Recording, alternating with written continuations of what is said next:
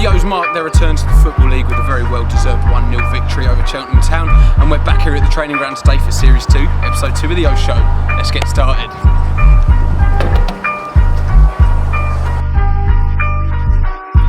So, with the O's firmly back in League 2 and with 3 points now on the board, we've got some insightful interviews lined up for you today. We're going to be catching up with the interim head coach Ross Embleton, Orient's number 1 Dean Brill. But first, let's go and catch up with our newest member of staff, Mike Cooper. Here we go. Right, to start today's episode, I'm joined now by Head of Physical Performance, Mike Cooper. Mike, pleasure to meet you. Nice to meet you too. Welcome to the O's. Welcome to Leighton Orient. How have you found kind of settling in your new role here? Yeah, I found the last 6 weeks, everyone's been really welcoming, and that's been staff and players alike. And they've made my transition into the club very smooth, so it's been good. And it's been quite a, from the outside, looks like quite a long, tough pre-season with the trip to Spain, and I'm guessing you've been working hard with the boys, getting them into peak condition. The fixtures kind of dictated what we could do in pre-season, so we knew we had a lot of fixtures backed up at the back end of pre-season, so the front half we made sure we worked the boys hard, so they've got that stuff, the physical outcomes in their legs, and so they're ready for basically the upcoming games programme that was coming. So. And how are they looking in terms of fitness on the whole? Is it a... Yeah, I think well, they actually came back in a good state because of the trophy final, so the season was extended a bit longer, and then that meant they had a short off season, so gives players less chance to decondition, so they come back in a better state. So really it was just trying to top people up rather than starting at a lower base level and trying to work up to that. So. And I'm guessing you've got a bit of a job on your hands coming up over the next week, especially trips to Macclesfield and Plymouth so close together. How are you going to kind of keep the boys fit, on their toes, and warm down? There's kind of two things that you look for. You look for those that have played, and you look for those that have played limited minutes. So the ones that have played, they kind of manage themselves really. So a player has played 90 minutes, they have a certain period of time they need to recover within before we play again on a Tuesday. So there'll be certain things that they'll need to do. For instance, one of the main things is sleep well, eat appropriately, and rehydrate as much as possible. Then there are external things that you can do, for instance ice baths or contrast bathing with hot and cold, and then just a lot of stretching, some soft tissue work that the massage and physio might do, and then just making sure they're ready again, so you've restarted them ready for their game on Tuesday. Obviously the travel doesn't help, and that's just a case of players getting stiff and tight, and again making sure they limber up and they're stretching regularly, and they're kind of ready again for the next. So that's they're kind of easier to manage. It's more the ones that don't play, and with the such short turnaround, you could find someone doesn't play 90 minutes on a Saturday, doesn't play 90 minutes on a Tuesday, and they almost have this huge block of a week where they've not done a lot, where if they had a normal training week they would have been exposed to a lot more. So it's ensuring that they get the appropriate physical outcomes that can only be limited anyway, because you've only got a certain amount of time post-match or in between games. So if we played on a Saturday, we typically train on a Tuesday, on a Monday. So there's only a limited amount you do before a game. So does your job kind of also trying to limit injuries, and is that part of your role? Yeah, it's evolved. It's kind of evolved that way.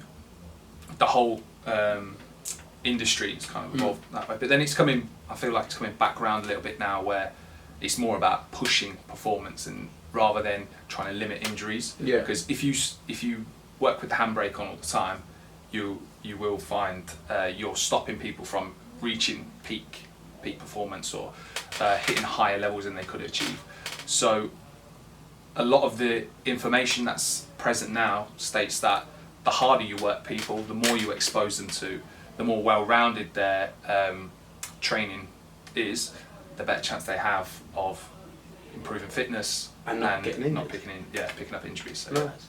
Well, touch wood, it's a low number of injuries this season. Yeah, I sincerely hope so. But then it's been a pleasure chatting with you, Mike, and I look forward to catching up with you again later in the season. I did tell you we'd have some insightful interviews lined up for you today. But don't stop there. We've got Dean Brill, our shot stopper, waiting for us. Let's go have a chat with him. First off, a 1-0 win on Saturday. I know you can't remember much of it, but it was a good result for the lads. Yeah, it's a great start to the season, especially with everything that's gone on. And obviously being in a higher division, you want to start the season well, and to have a clean sheet and to win 1-0 on such an emotional day is the best that we could have wished for, really. And to talk about sort of your younger counterpart, Sam Sargent, who came in after you unfortunately had to go off injured, and kept a clean sheet and did quite capably, didn't he? Yeah, definitely. I'm pleased for Sarge that he's got the recognition. It was a tough year for him last year. He's a young boy just trying to make his way in the game. Didn't get many minutes last year, none at all really. So for him to be able to come on and show his capabilities in that environment is only a credit to him and a credit to how hard he's worked and his professionalism within the game. And you can appreciate that sort of the younger boys more than most, having coached them for a long time as well. Yeah, definitely. I said it when I first came in. I've said it all along. They're very good goalkeepers. Him and Arthur Janata have had a really good pre-season. They've had loads of minutes. They've really stepped up and been part of the group. And I think as you grow older, you can integrate yourself into the group more, which then allows your character to come out on the pitch, and hopefully that will start happening as they get older and that little bit more experienced. And how is your head? Yeah, it's fine. Like you said earlier, I couldn't remember too much from Saturday. It was a big collision, hazard of the job, but Sunday morning I woke up and I felt fine, and this week I've had tests with the doctors, and the club were good enough to get me into the hospital and get me scanned up, and every eventuality's been checked over. So I've trained 3 times this week, and I'm feeling good and looking forward to tomorrow. And all in contention for tomorrow as well? Yeah, all ready, fit and to go. Like I said, I came in yesterday on my day off just to do a little bit of a top up as I missed Monday because of the protocol for concussion. But yeah, signed off by the doc and like I said, all ready to go. And it's another sort of our first long away trip of the season. Macclesfield Town only narrowly lost to Exeter at the weekend, so I'm sure it'll be a tough test. Yeah, it was. I know they conceded late on to Exeter at the weekend, and I think the first maybe 10 games of the season, as it was last year, are a little bit wild, a little bit of a free hit for people. And I think once we come out of these, we'll know a lot more about everybody, including ourselves. And 2 long away trips in a couple of days. Yeah, a couple of long ones, but we're used to that last year. We enjoyed them, we embraced them, and we enjoy being together. So it's our first opportunity to do that this season. And I suppose as a group, we're quite used to the ferocity of having game after game after game after game. And it holds us in good stead going into sort of a period where there's a few Saturday Tuesdays. Yeah, it was nice actually to have the start of the season this week without a midweek game.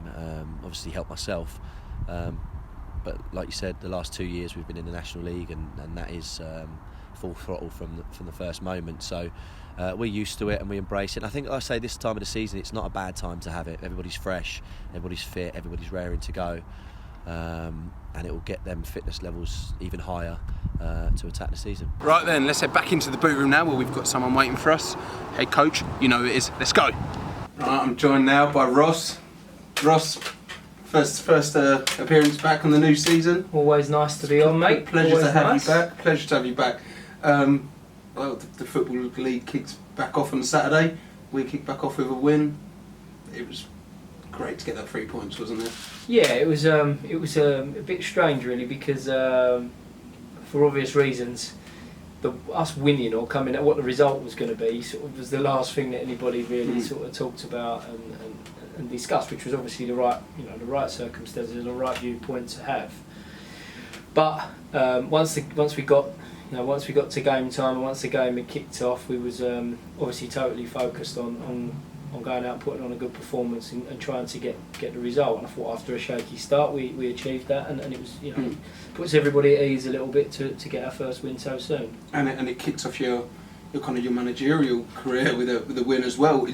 I'm guessing now this season ahead is something you're really kind of looking forward to getting your teeth into as a manager for the first time? Yeah, obviously, now the season has started. We put all of our focus and efforts into going out and winning games of football, and I think it's obviously exciting. Again, the fact that we're back in the football league and all of that, all of that sort of thing is something that we can really keep at the forefront of our mind now as we approach our games week in, week out. It was nice to have that real edge to a game of football at the weekend for the first time, and now as soon as you come in again, or as soon as you get up again on Sunday morning, your views and your ideas and your focus comes as to who we're going to be playing next and what we can do to go out and get a result. And it's, you've got to be covering some miles, let's say, in the next week. You've got a trip to Macclesfield and then a Tuesday night trip to Plymouth. 2 trips that I'm guessing it's going to be good in this early stage of the season to have the boys on these long trips. It's something you're looking forward to. Yeah, it's another opportunity for people to spend that little bit of extra time with each other.